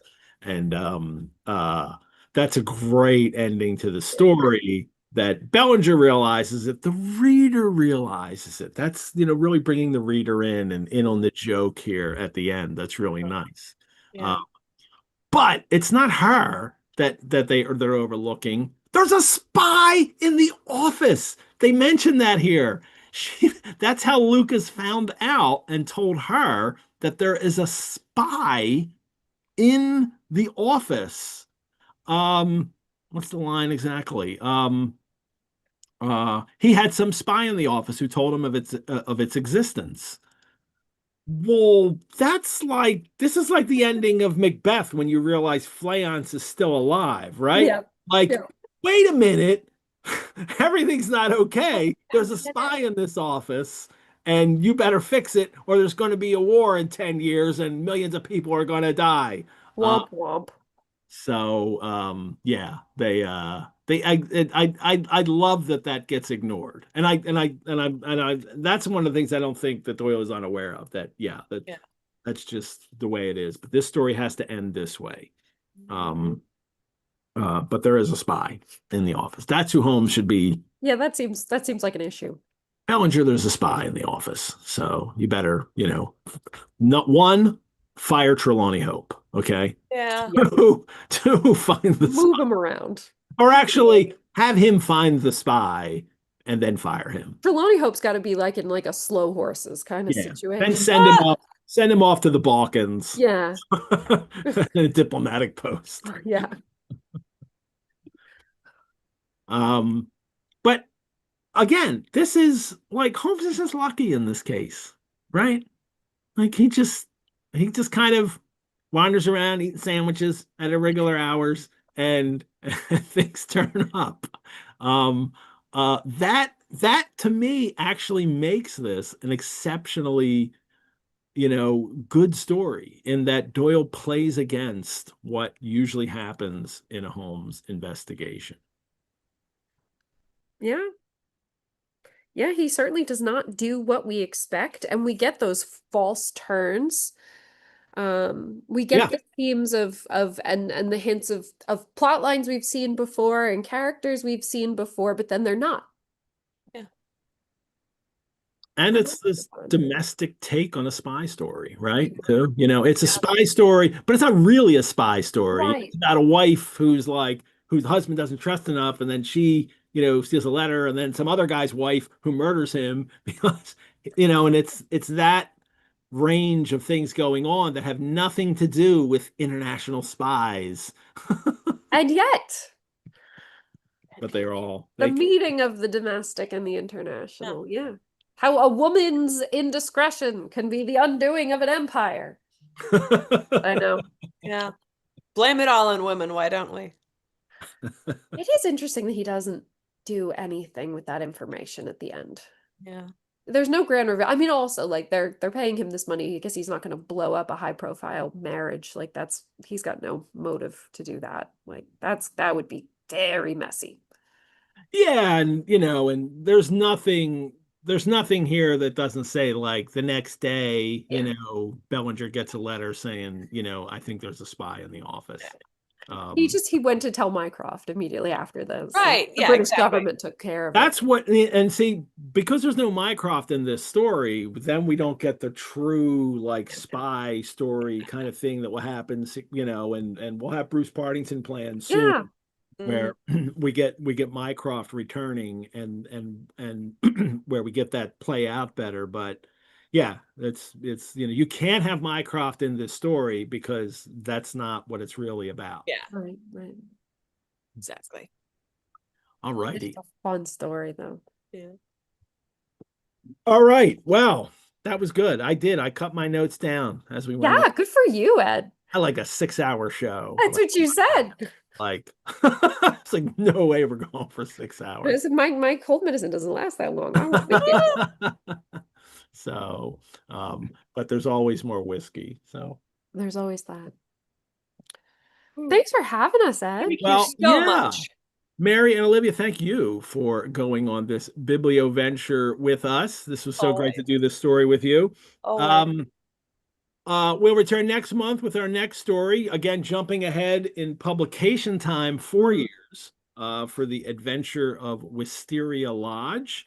And co-host will be the legendary Sherlockian Bob Katz. Hell yeah. and the brilliant chronologist Brad Kefauver. I can't wait to have Brad, because Great. Brad's hilarious. Yeah. So much fun. So I've never met Brad. I've always wanted to. He was a very influential Sherlockian figure for me when I was a kid. ooh, all So right. maybe Well, he's Brad, if you're watching. watching this show to prep, there you Yeah. go. You heard it. That's good. Thank you to the sponsor of Sherlock Monthly, Lisa Washington. Thank you to Belanger Books, publishing all new adventures of Sherlock Holmes, Solar Ponds, and occult detectives from the Victorian era to the 21st century. Explore the mysteries of 221B Baker Street, the horrors of Lovecraft's nightmares, and the wondrous worlds of H.G. Wells. Belanger Books has it all. Visit them today at belangerbooks.com. And forgive me, Belanger people. Like I'm like Belanger all the time. It's the way it comes out of my mouth. I know it's always never exact. One of these times it'll be right, though. There you It's go. like me when I pronounce Rosenbach. There you go. It's back. Sometimes it's Rock Rosenbach. back. It's okay. Rosenbach. I'll take it either way. We couldn't do these shows also without the generous support of our patrons. You can support the Rosenbach through donation. Your support helps us create more programs like this, also care for our collections. You could also become a member. Membership gives you early access and discounts to programs and courses. You can find out more at our website, rosenbach.org, and sign up for Biblioventures The Hobbit starting in a little over a month from now. I will see you there. Thank you all for watching this series. I am Edward G. Pettit of the Rosenbach Museum and Library, where the game is always a book. Thanks, everybody. Have a good one.